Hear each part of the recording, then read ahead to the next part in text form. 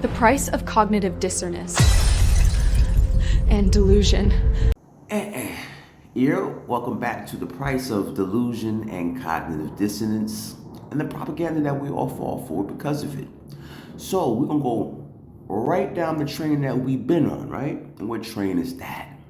The Zionist involvement in what? One NAACP, the conglomerate of punks. So you see here, we actually have the KennethIsrael.org, founded in 1847. Let's see what they're talking about. Long history, American Jews and the NAACP. The National Association for the Advancement of Colored People and American Jews have a long shared history. Last week's viciously anti-Semitic posting by Minister Rodney Muhammad, head of the Philadelphia chapter of the NAACP, has thrown relations between American Jews, African Americans, and the NAACP into disarray. It's always been disarray because it's always been predicated on us fighting the agenda of their Zionism. But anyways, first and unequivocally, Minister Muhammad needs to resign. His invoking of anti-Semitic Nazi meme, which was inexcusable and betrays the mission and goals of the NAACP. Now remember, I showed you yesterday where the actual money, the failure, the plata for the NAACP came from. It came from the Zionist. Understand that.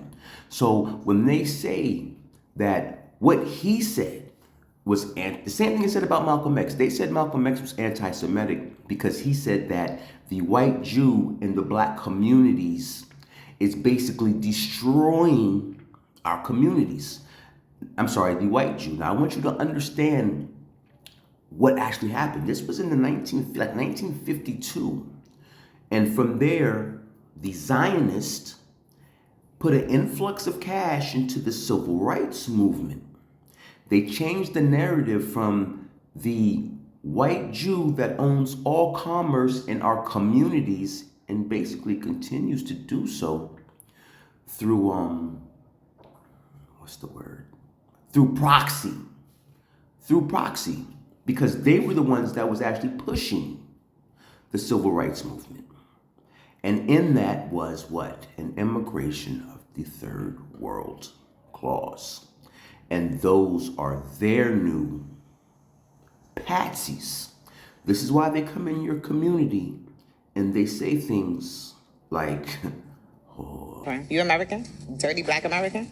Wait, what? Huh? She just said that? I did. A dirty black American. I sure did. Because that's... Okay, you heard it right, because that's what y'all are. So while they had you busy fighting to import these groups who hate you and call you dirty, they also had their inner sanctuary, their circle, assisting Margaret Sanger in her Negro Project, which was sole purpose was to eradicate the quote-unquote American Negro. But let's get back to this, right?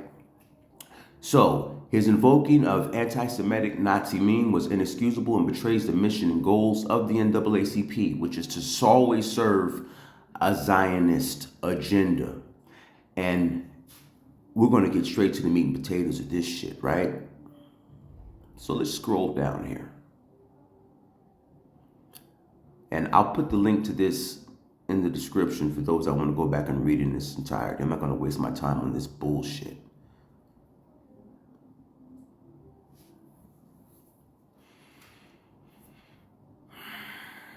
This is part of the Zionist agenda that we've been tapped to push and have been assisting in unbeknownst to us.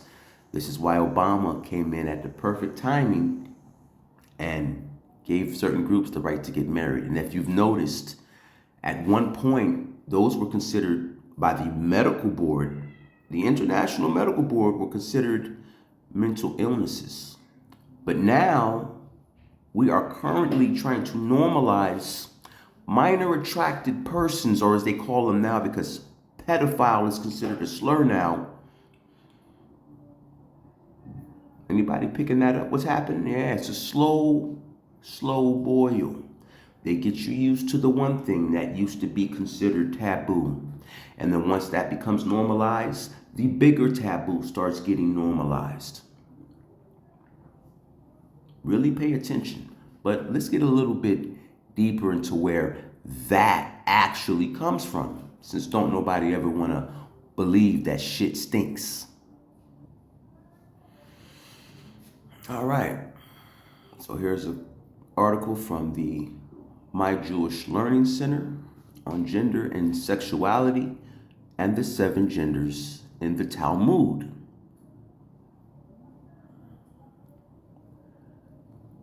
Judaism has recognized non-binary persons for a millennia.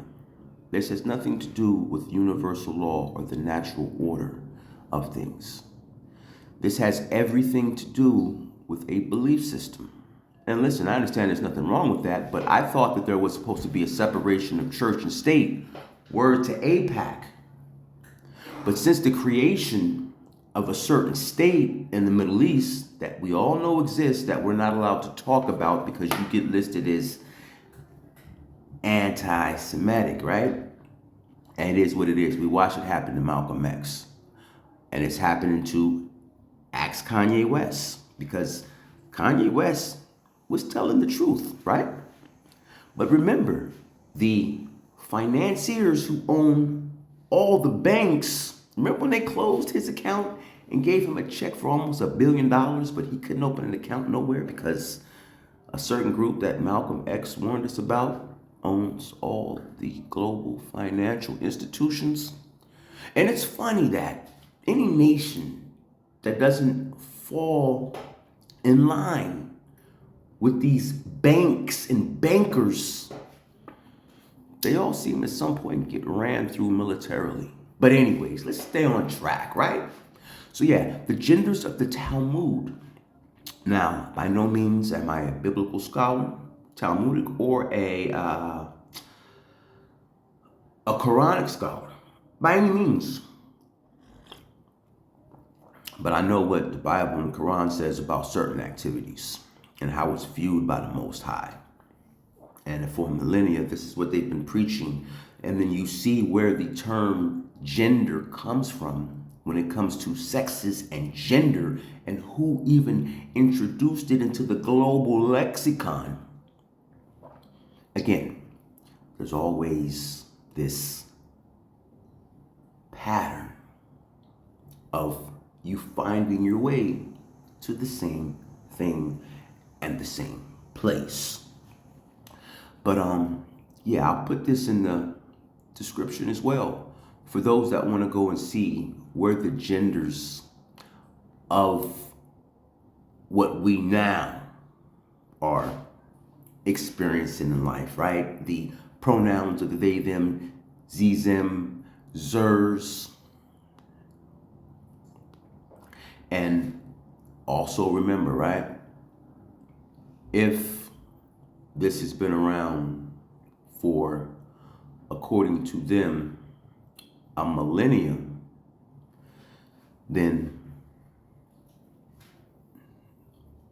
how long has this type of shit actually been going on? And how far advanced are we really? Because if this has been happening for a millennia, let me really break down what these genders mean.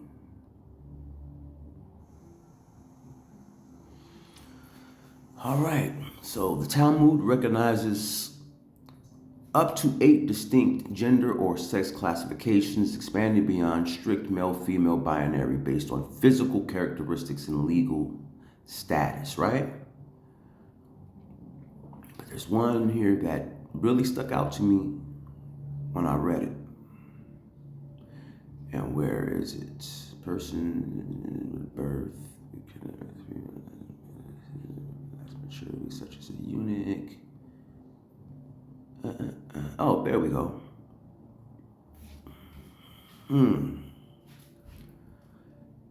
Anolet Hama Adam, a natural or intervention transition from female, or Saris Hama Adam, natural intervention or transition from a male. So if you can have a intervention transition, right? Pay attention to that, an intervention transition. And according to them, they have been doing this for, what was it? A millennium? Intervention means man-made, not of nature. So you telling me for a millennium, they've had the means of actually performing sex changes to turn men to women and women to men, non-biologically, of course, but from a gender expression. Fall down the rabbit hole and go find out what all books were being burned during World War II.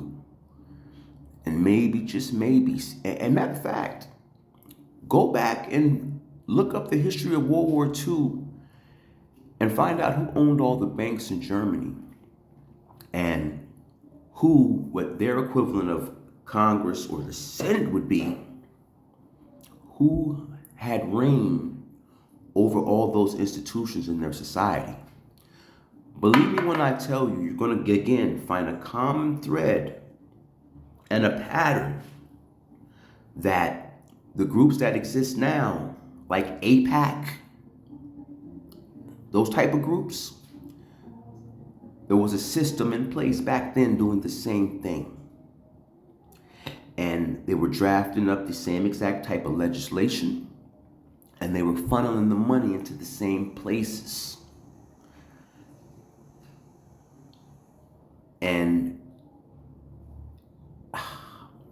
trying to put these in words because I know this is a very sensitive topic, but facts are facts. And when you start going through the factual record of what happened in our past, not his story, but the actual factual record of what transpired in our past, it tells a completely different story. And then when you start connecting the dots, now you understand why all of these flags, and we're in you browbeaten to death about this shit. I mean, we've all seen how deep and how ingrained they are trying to force this into the culture.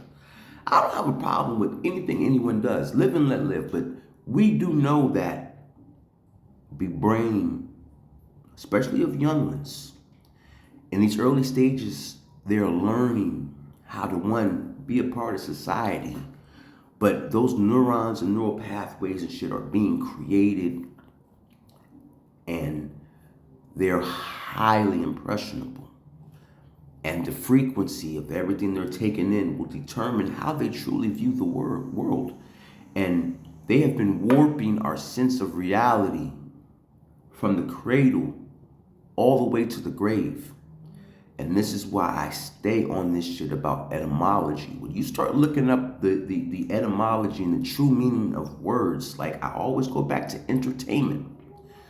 You look up what entertainment really means from an etymological standpoint.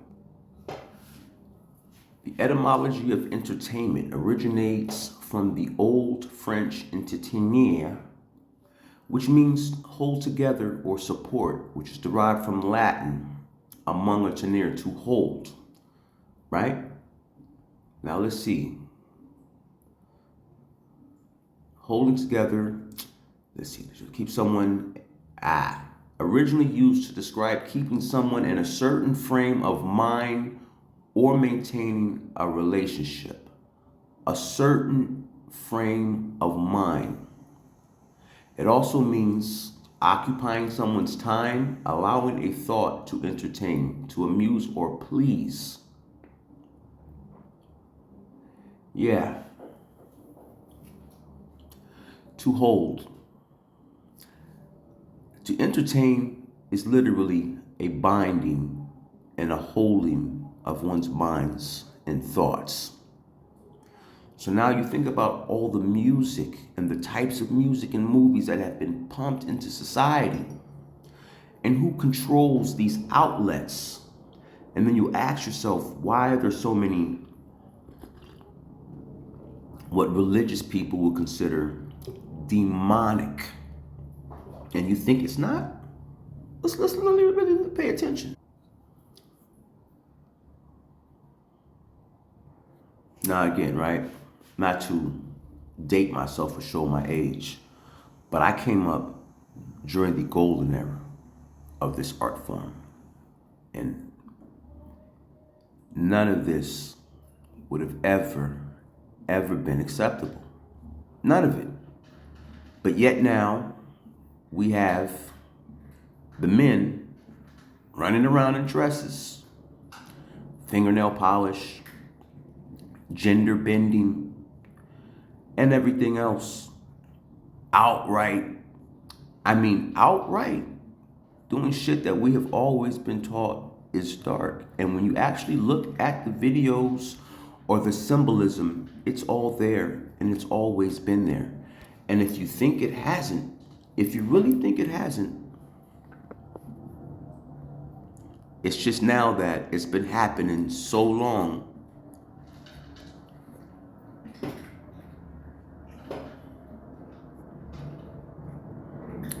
Execution double 9 style. More murder, midnight. Mr. Ouija, could you please tell me my future? Will I die a murder? Will I die a murder? Yeah. Matter of fact, if you still have that CD, open up the CD booklet to the back. There's some script back there written backwards. Yeah. It instructs you to hold it in the mirror and read it aloud. Yeah. Y'all remember, because I know I do. But yeah, again, Jerry Heller. The man who was probably responsible for creating NWA. Niggas with attitude. We all loved them, didn't we? Yeah, we did. Because we didn't understand what was being done to our minds and by whom. And remember, when Ice Cube figured it out, Jerry Heller got real upset and said, I'm going to call the ACLU and their attachment to the Southern Poverty Law Center and their cousins, the NAACP, that we created to keep you niggas in check. But ain't nobody seeing the long game. These people are not our allies. They are not our friends. And the niggas that acquiesce to them and work for them and gaslight you to thinking that this is for your betterment, it's not. Because they are importing people here that openly hate you. And then when you say anything about it, you're xenophobic. But why are they not racist or out of pocket for the shit that they say about us in our house? Because they have the support of individuals like the NAACP's daddy and handler. Because I'm not from here, I don't have the right to speak about them. I've heard too many times that African Americans believe that we Africans look down upon them when we come to this country, that we think we're better than them. It's false. When we were young in Africa, we worshipped African Americans. Yes. We changed our names to African Americans. My friends in school, it's false, right? Brown. Let's see how false that actually is. Most of the people that we meet, especially African Americans, they don't even know their fathers. They don't even know their fathers. It was all of them, most of them were the product of one night stand. One night stand. They will tell you, I don't know my father. Well, who named you? Whose name are you carrying? Well, my mother chose his name for me. Oh, entitled, over what? The next right. Lazy ass motherfuckers. Oh, yes, yeah. Go get some job. You like to live on welfare. My tax money is taking care of you equally if you don't know that. Oh. Keep it up. Bullshit. Yeah. Now, if you look at the federal statistics and you see all the groups from ethnically who are on welfare in America, again, you start to see a trend. And word to APAC and word to the African third world, But boy, when I tell you that, woo, it's there, but don't nobody want to pay attention. But let's continue. Go like You this. black take Americans, the you feel left. so entitled. Over what? I would have said the same thing on my own countries in the continent. We have no culture. We have culture, we have influence, and no, I'm not just talking about weeds and turning them into collard greens or taking innards and turning them into chitlins. I'm talking about the fact that we have persevered and we are the most copied individuals on the planet. So much so, if I'm wrong, please explain Akon to me. Please explain Burna Boy to me. They all do a variation of who we are. And I'm not just talking about music, I'm talking about the walk. I'm talking about the talk. I'm talking about the hairstyles. I'm talking about the innovation.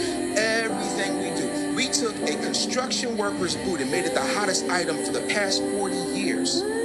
Because everybody finds a way to profit off of what we create and then demonize us for creating it. And then label us criminals, uneducated, unwilling, we don't care. But they don't talk about all the systemic things that have been set up and profited by people who want to keep us in a certain box. That doesn't mean we can't escape that box. But to act like we were not put under duress for what we had to put together as a culture when everybody else got to inherit it. And that includes Haitians, Jamaicans. Everybody else got to be left alone so that they could develop. Where's the lie? It's not To one. this day, when you talk about how the It's not a entertainment is lie. weaponized, because that's the message. That's our largest export. It always has been.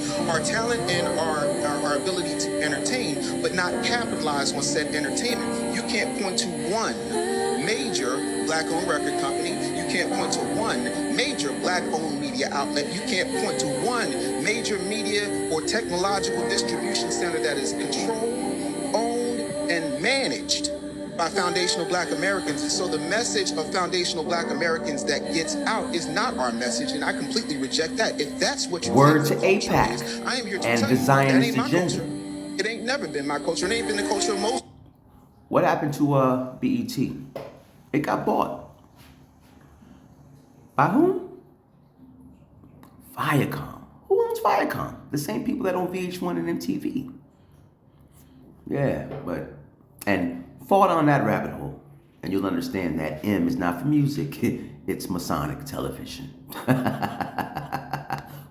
from West Africa, Liberia, and I'm done with this rhetoric from Africans, right? Oh, we don't like black Americans because they are rude, they are ghetto, they are so entitled. No. The reason why Africans don't like black Americans, and this coming from an African, right? Africans are jealous of black Americans.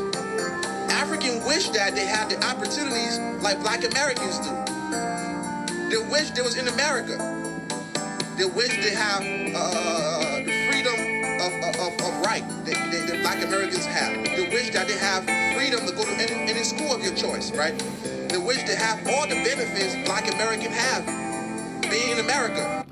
And all you had to do was do what black Americans did. Look up all the black Wall Streets that were in America that were burnt down.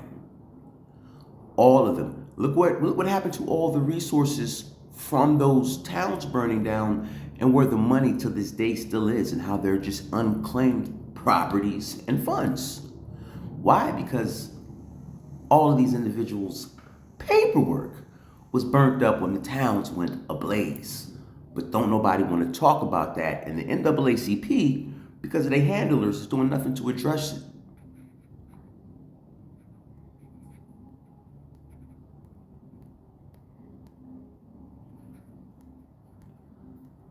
Fuck.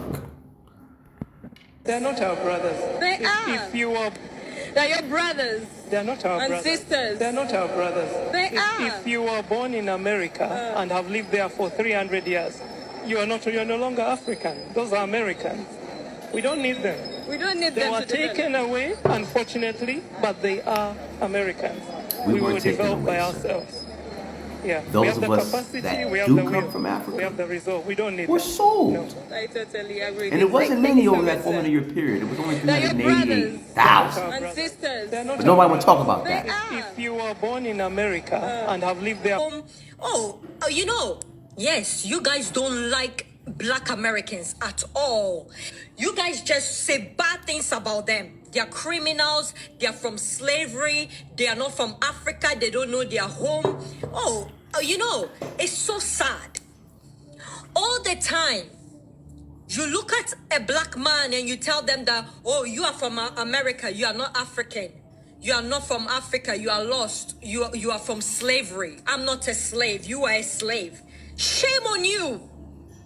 Shame on you to even open your mouth. Do you know how painful that is? Whether they look like you or they don't look like you, they are your people.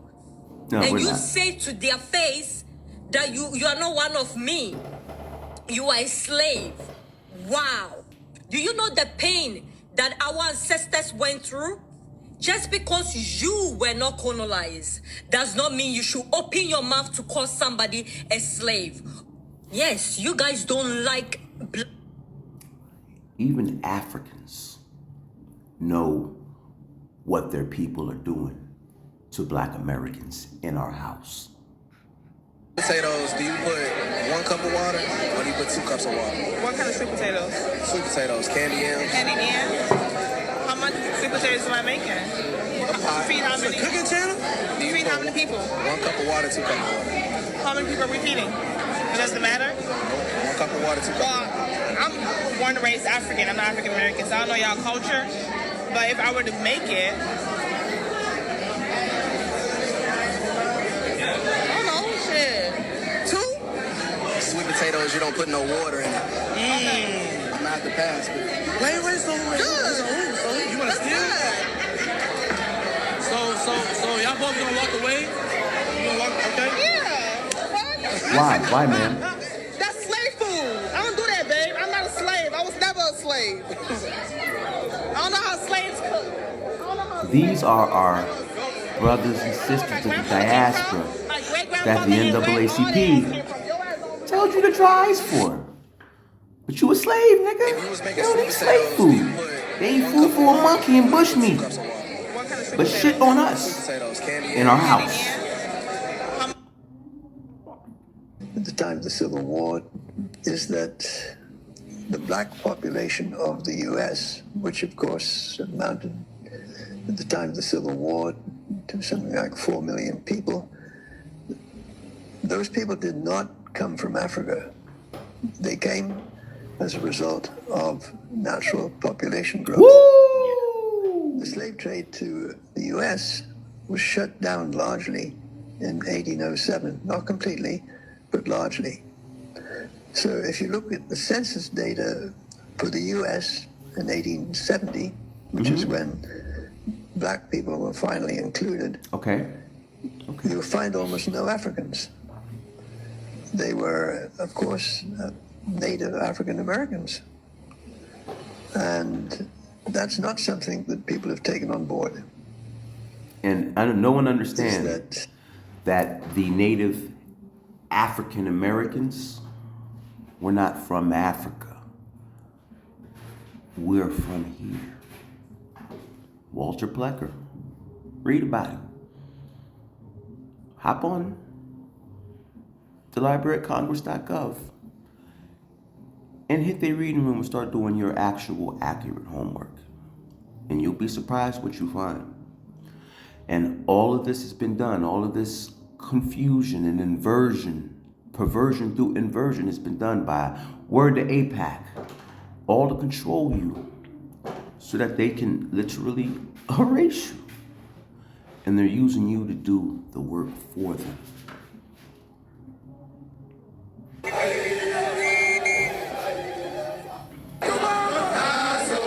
A warrior formation for a war on foreigners, marching across South Africa's cities to warn African immigrants here that it's time to leave. Ooh. What? So wait a minute. Are these xenophobic Africans? As they tell Black Americans, they're out there hunting people who look like them. That they do not welcome African foreign nationals. As the city's residents navigate through hundreds of protesters, they're targeted and attacked. He just tasered him. Feels like a witch hunt. They keep pointing out people that they think may be foreign and then attacking them. We just saw a man get tasered on the side of the street. Are you stopping any acts of violence, or are you just organizing the march? But we're xenophobic. They're all from the same continent and don't like each other. And then when they say they don't want them in their houses, it's okay.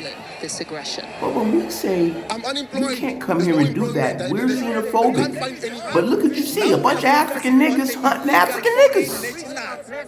Yes, we are black Africans. That's why we are focusing on illegally foreigner. Let me tell you, we go to a hospital, they are illegally foreigner, occupying a hospital. You go to school, they are illegal foreigner. Members of Operation Dudula, the military name of this xenophobic movement, can be seen entering the ground of this school earlier this year, harassing parents in front of their children, who they suspect are undocumented. In other instances, they've prevented foreign nationals from accessing healthcare. High unemployment and economic inequality has entrenched poverty in South Africa. But the country is still a refuge to Africans from across the continent, now seen by some here as unwelcome guests in a state of growing scarcity.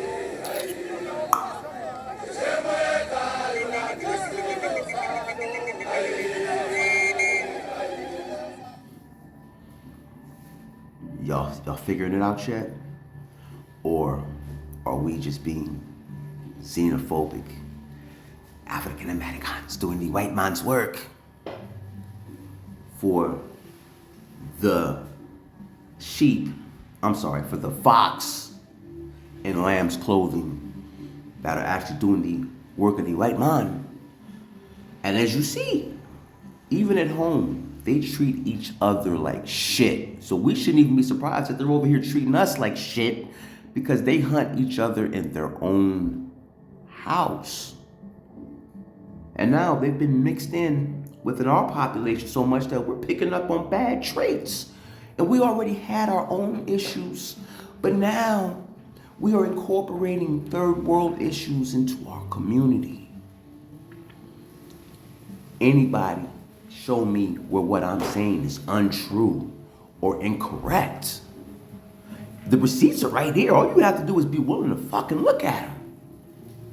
But the NAACP is still telling you to dry ice. And on that note, we're gonna get out of here because there ain't much else to say, but I will say this. The world is a stage, and everything that you need to know, because as a sovereign, as a divinely sovereign, cosmically sovereign being, you have the right to free will. And then after that free will, it's up to you on whether or not you acquiesce. But when you want to know what the truth is, all you have to do is ask.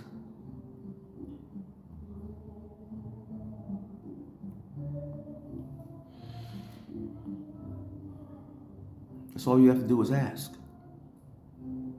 The truth is hiding right in front of your face, plain as day. You just have to be willing to see it.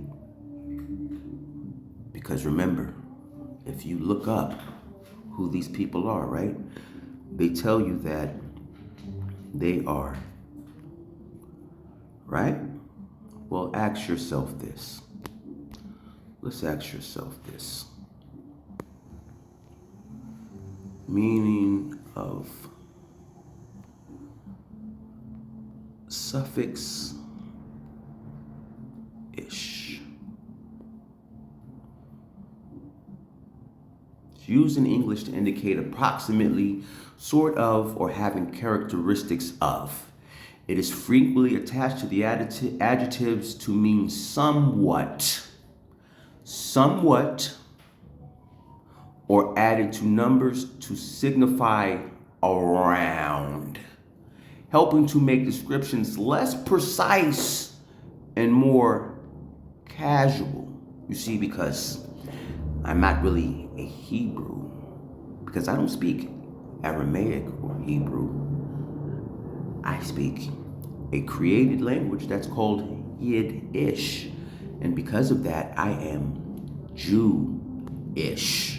You know, somewhat or approximately close to the original, but I ain't the original, because we are the original true Goyim.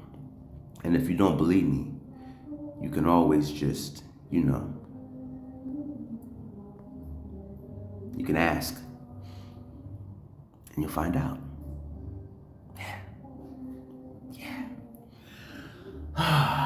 Pardon me for being all over the place this morning, but there's just a lot of shit sitting on my spirit that's got to get out there, because our so-called black leaders are doing the dirty work because they were asked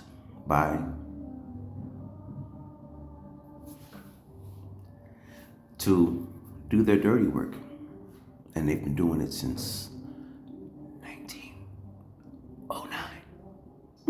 And if you don't believe me, you can always just ask.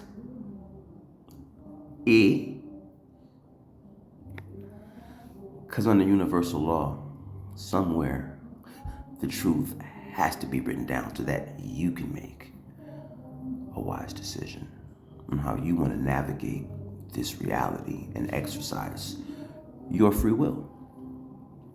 So don't let these house Negroes run you aloof. And again, never forget the genders of the Talmud, because that's where your pronouns actually come from. Y'all be safe out there. Remember, realize. And transparency forces accountability. Keep your eyes to the stars. That head's gotta stay on the swivel, because if not, we'll get you. And then they'll ground you up, put you in their McDonald's. You'll become a sausage. Because what my man say? Hold on. 8:44. I'm James Wickstrom, a teacher of Yahweh, coming to you live on the Turner Radio Network for the next hour from 9 to 10 p.m. Eastern Standard Time. Filling in for Pastor Bob, who covered for me last week. We're going to have a very, very interesting program tonight. I'm sure you're going to find it that way. I have a guest by the name of Rabbi A.B. Finkelstein. He's off the East Coast of the United States, who's going to be joining me tonight. And we're going to be talking about authenticity of things in the world. Rabbi A.B. Finkelstein, as I said, a rabbi off the East Coast of the United States. Are you there with me tonight? Shalom, I am here. Say, listen, I'm filling in here for Pastor Bob tonight, and I know we've never met, but I do have some very interesting questions for you. I think questions that I want to give you the opportunity to answer to, because there's a lot of rumors and conjecture that's taking place across this country relating to the Jewish population, okay? Okay. Now, you see, as being off the synagogue and a teacher of the Jewish race, because you are a race, aren't you? Well, some say we're a race, some say we're a religion. Yeah, well, what do you say? We're a little of each. I can imagine, yeah. Now, I want to get into some hard topic here right away here. You're a very pronounced person among your own people, and of course you're very aware that I don't like you or your race, okay? I'm sure you're aware of this, right? That's your problem. You see, there's a big topic that's going around on this 6 million Holocaust that took place during World War II of the Jews at Buchenwald, Auschwitz, and different places. A lot of information has come out here, Rabbi Finkelstein, that it's all myth and it's all conjecture. Could I have your view on this? Well, everybody knows that the Jews never told a lie in the history of the world. However, whether it's 6 million or 600,000 or 60,000, it's just a number. Oh, it's just a number, but the thing that I want to get to you at is that, the 1934 World Encyclopedia stated that there was only 3.5 million Jews in all of Europe. How did 3.5 million Jews populate themselves to 6 million? This is the question I'd like answered. Well, it's certainly a good question, there's no doubt about it. But the number, numbers, what can I say about numbers? The important thing is that Jews have always been persecuted all throughout the history of the world forever and still are. In other words, facts don't matter. You just believe what the fuck you told y'all. Murders, just like it's stated in the book of John 8:44. Yet you're Bible stuff. You're a lying Jew is what you are. You're a lying Jew. You could say that, but even when we lie, we tell the truth. This is very ironic because, I never thought that I would get anyone that had the nerve to join me on a broadcast like this live. And I just got off a program with a retired colonel, a very highly decorated colonel, on my last broadcast, my original broadcast here, Rabbi Finkelstein. And we got into the banking aspect of the money in this country. Now, everybody, a lot of people who have studied banking and economics, they know that the Federal Reserve Banking Corporation is a private Jewish bank. Is this true? Well, yes and no. Well, what part is yes? Well, it's a banking institution, that's for sure. You see, the thing that I don't like about this is that the Jews never knew what hard work was, and they never had. And besides, this is the nice part about it. You Jews are just Christ murderers anyway. Well, that's true. We did murder him, but he was Jewish too. Oh, no, he was Almighty Yahweh, God in the flesh body. That's the problem you got. Well, we tell all the Goyim that they worship a Jew and they believe it, so what's the difference? And now that you brought up the Goyim, let's talk about that. In other words, the Goyim, correct me if I'm wrong, I know you will. Rabbi Finkelstein, a Goyim... Yeshua HaMashiach was an Hebrew Israelite. And you just heard him. You just heard him. They'll tell you what you want to know. You just got to ask. But believe it when they give you the answer that you really didn't want to hear, but needed to know. Is any person who isn't a Jew, a Goyim is classified as cattle or an animal. Is this correct? Well, they are cattle because we're the chosen people. Well, yeah, you're chosen for fertilizer. That's what you're chosen for. This is what the book of Enoch, the patriarch, even Yahweh in a flesh body said that all of you Jews, the descendants of Cain, are going to perish for the evil that you have done in this world. You are the destroyers and the incineraries of the world, are you not? I'll agree with that. But you see, the thing that really bothers me, and not bothers me to the extent of losing sleep over people like you, is that all wars have been created by Jewry. They've been all set up to gain, as a monetary gain. Wouldn't you agree? It's the greatest game in the world to make some shekels. Now, let me ask you this. There's so much things being talked about with George Bush in the White House. Let me have your opinion, first of all, about George Bush in the White House. He's a good Goyim. He's a good Goyim. Good boy. He takes his orders from Ariel over there, and he tells them what to do, and he does it like a good Goyim. Would you agree that when the Balfour Declaration was signed in England, and the Jews were taken to Palestine, the land of Palestine, would you agree or disagree that there's actually more killing and there's been as much slaughter in Palestine by the Jews slaughtering and killing the Palestinians as there are of the Iraqi people being butchered in the last 12 years? Well, who counts? But once in a while, you got to thin out the herd. When you own the herd, you got to thin out the herd. When you own the herd, you have to thin out the herd. Of making money and staying alive and staying ahead. Is this right? Now, I'd like to... You take that Iraq business over there. We got the white goyim fighting the Arab goyim, and they're killing each other, and we're making a lot of money, and we get the oil, and we get the interest. The most important thing is the interest on all the shekels that we loan both sides. You mean usury? What? That's right. You call it usually. Now, you know, there's a book out that you read, Rabbi Finkelstein, called the Talmud. Now, the Talmud refers to Christ as his mother was a whore, and he was a bastardized son of a Roman soldier. Is this what's being taught in the synagogues? Well, every good Jew knows that. But you see, the reason that I wanted to ask you this is that, you know, you just said a little while ago that he was a Jew. And now you say every Jew knows that he was the son of a Roman soldier and that his mother was a prostitute. Well, that was a long time ago. Who knows what was said back then? Yeah, I guess that's right. That's absolute right. You know, we're having a real bad problem in our country right now. There's a lot of outsourcing of jobs and deindustrialization of this country.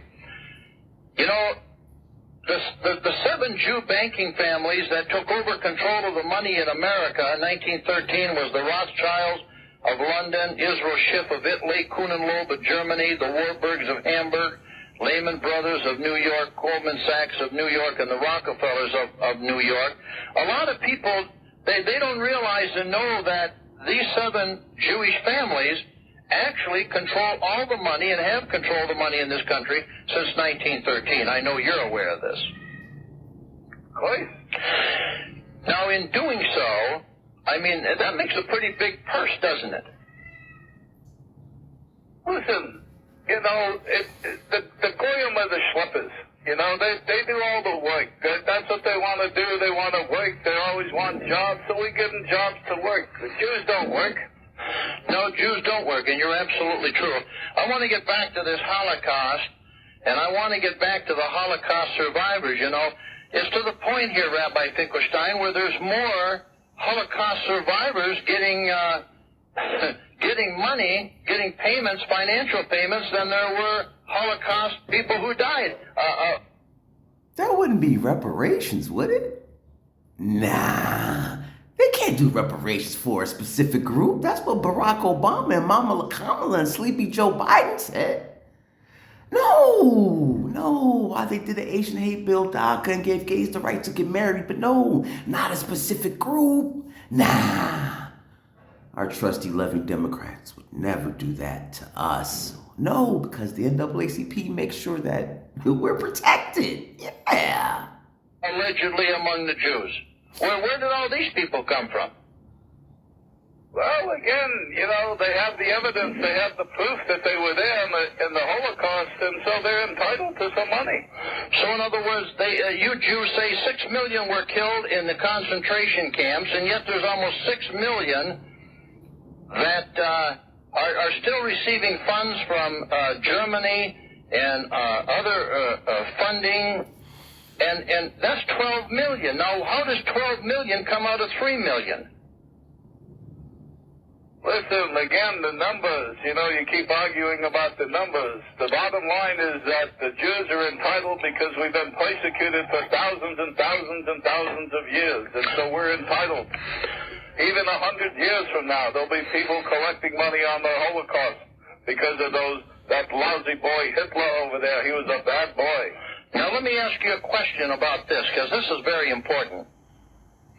You know, we've gotten into a lot of very interesting information. We're going to get into more here in the very near future, but Rabbi Finkelstein, this country, the United States of America, is in real deep trouble right now financially, and I kind of want to know what you're telling the other Jews in that in regards to